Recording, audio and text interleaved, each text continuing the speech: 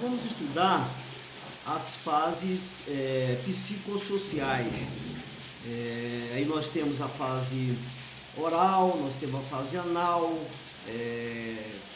nós temos a fálica, nós temos o complexo de Édipo, nós temos latência, puberdade e a fase adulta. A primeira fase do desenvolvimento da personalidade é chamada de fase oral. Então, a fase oral vai tratar da questão da evolução libidinal, né, nessa fase.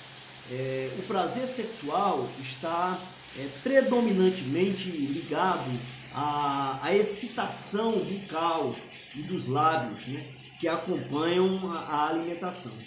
A atividade de nutrição fornece as significações efetivas, né, eletivas, pelas quais se exprime e se organiza a nossa relação de objeto. A fase oral foi dividida em duas fases: sucção e sádico oral ou canibalística. A primeira, cuja a satisfação é assegurada pela atividade de sugar, se estende até o 6º mês. Na segunda fase, a forma de prazer muda com o surgimento dos dentes e se substitui a sucção pelo prazer de mastigar, de devorar, e estende-se dos 6 até por volta dos 2 anos de idade. A gente podendo encontrar em algumas literaturas alguma diferença quanto a esse tempo. Mas este período do desenvolvimento da personalidade é assim chamado porque a maior parte das necessidades e interesses da criança está concentrada na porção superior, do trato digestivo. Os seus impulsos são satisfeitos principalmente na área da boca, esôfago e estômago. Ou melhor, a libido está intimamente associado ao processo da alimentação. Então, a relação do recém-nascido com a mãe, em relação aos outros seres vivos, o ser humano nasce muito menos amadurecido e preparado para enfrentar os problemas relativos à sua sobrevivência. Então, no recém-nascido humano, com sua condição biológica mais imatura, as atividades e atitudes, né, maternas terão uma importância muito maior desde os primeiros instantes da vida.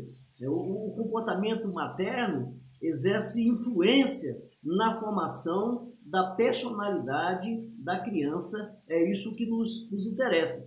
Sabemos que como a formação da personalidade da criança está diretamente ligado a alguns movimentos que tanto o bebê quanto a mãe podem fazer, né, durante esse período, né? Então, mesmo sem o uso de comunicação verbal. A maneira como a mãe soluciona os problemas decorrentes do seu novo papel, expressa pelos gestos e sentimentos em relação ao filho, irá, segundo o seu resultado, provocar respostas de prazer ou desprazer no organismo infantil. E isto terá um efeito duradouro na sua concepção da realidade. Alguns aspectos maternos são indispensáveis para um bom relacionamento mãe e filho, né? Base para um desenvolvimento vitorioso da personalidade no decorrer da sua vida, né? E entre eles podem ser citados os seguintes: a atração que a mãe sente pelo filho é expressa pela excitação prazerosa e incondicional de ter sob os seus cuidados um novo ser. Segundo, o sentimento de empatia pela criança, manifestado pela capacidade de reconhecer as necessidades dos filhos ser sensível aos seus apelos e responder de maneira eficiente e oportuna. O terceiro é a capacidade de aceitar o filho como ser independente de si mesmo, como características próprias, exigências e direitos legítimos. Quarto, a proteção e apoio que pode dar permanentemente ao filho de forma objetiva, julgando realisticamente os perigos reais ou potenciais que possam prejudicar a sua integridade física ou psíquica. E, por último, a capacidade da mãe de estabelecer justas proibições com fins educativos sem sentir-se culpada pelo fato de o estar fazendo. Então, esses aspectos podem estar prejudicados em mães emocionalmente perturbadas, que não estão preparadas, né, para essa condição. Então, a atividade durante o contato com o filho aparece carregada de angústia, agressividade, indiferença ou ao contrário, uma superproteção. Então, por outro lado, há mães que não resolvem adequadamente os seus conflitos emocionais da sua própria infância e inconscientemente atuam na base de fantasias. Às vezes, o nascimento de um filho vem satisfazer necessidades neuróticas da mãe. Por exemplo, preenchendo um vazio resultante dos sentimentos de solidão, né, que ela possa ter passado por eles aí no decorrer da sua vida. Não podemos nos esquecer que no desenvolvimento das relações mãe-filho, da enorme importância do meio familiar, quer dizer, das influências exercidas pelo ambiente e pelas outras pessoas do grupo familiar. Então, o nascimento de uma criança, inevitavelmente, ocasionará uma redistribuição da energia emocional da família, de como ela vai se comportar, bem como alterações de status e papéis. Então, considerando todos esses fatores, pode-se facilmente avaliar o grau de energia despendida por uma mãe, especialmente numa primestra, né? Ou seja, no primeiro filho, para levar adiante a sua tarefa maternal, haja visto que é a sua primeira experiência, né? E tendo que enfrentar as suas dificuldades internas, controlar as pressões do meio e compreender o significado das comunicações do recém-nascido. Então, investigações clínicas com crianças levaram a Melanie Klein, que é uma psicanalista especializada na clínica infantil, então, a chegar a algumas conclusões sobre a vida do bebê, onde mostra que as relações do indivíduo com os objetos do mundo externo desenvolve-se em duas fases que ela chamou de posições. Na primeira posição, correspondendo aos 3 ou 4 primeiros meses, a criança relaciona-se com objetos parciais, ou seja, já uma falta de percepção das pessoas como um todo, né? Então, através dos mecanismos de introjeção e projeção, tanto o erro com os objetos externos, representados pelos seios, são percebidos e manejados com partes boas e partes más, né, com as quais ela estabelece uma luta como se fossem objetos perseguidores.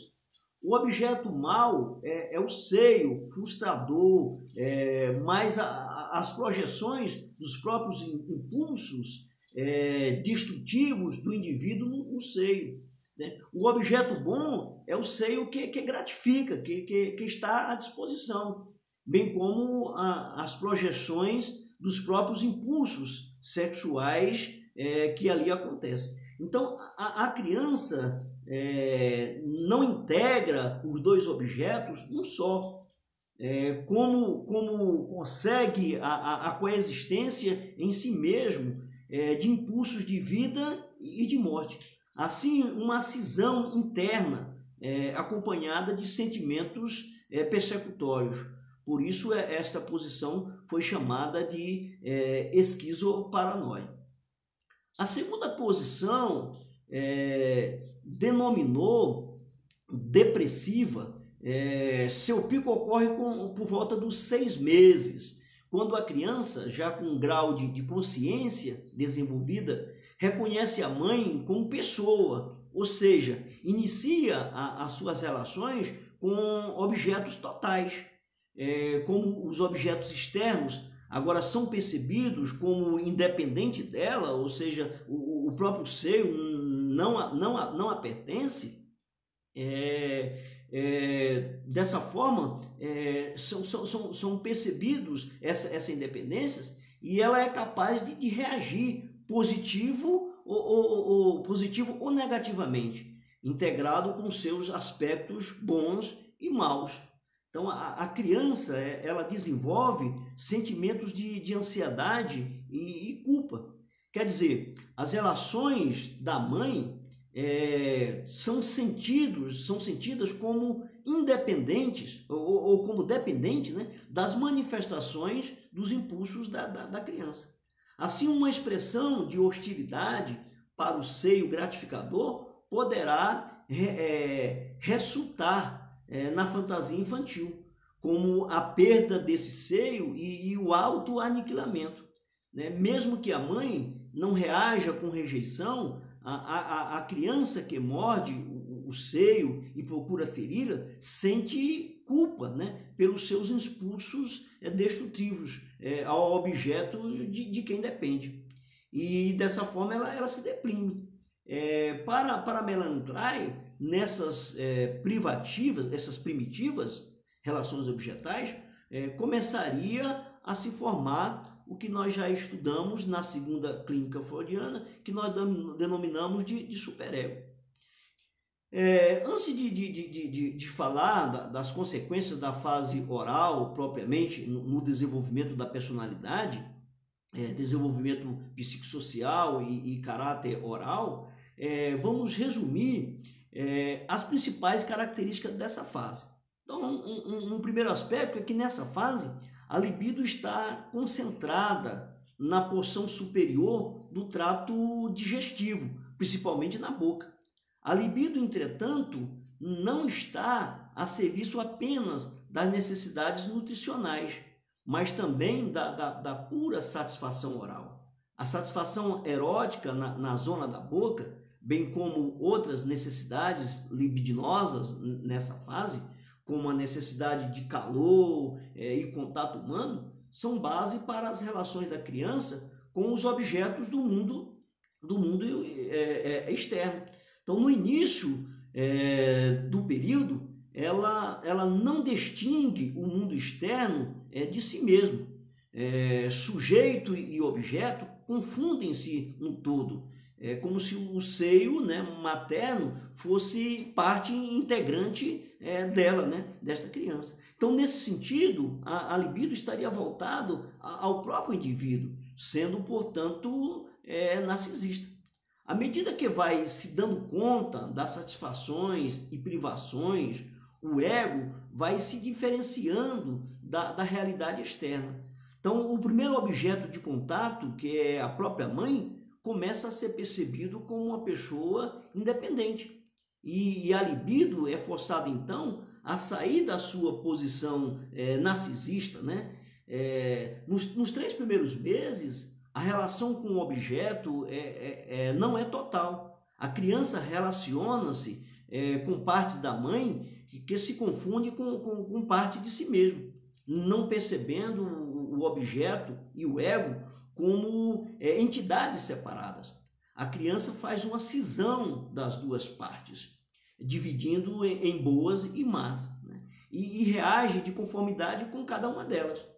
Então, por volta dos 6 meses, já há uma percepção da mãe como uma pessoa total, integrada em seus aspectos bons e maus. Então, as relações da criança com a mãe são em termos mais realistas e começa o aprendizado do controle dos impulsos frente às demandas do meio. Naturalmente, a mãe como primeiro objeto de satisfação dos impulsos e também como primeiro objeto restrito é a base para a configuração que a criança fará do mundo a partir de então.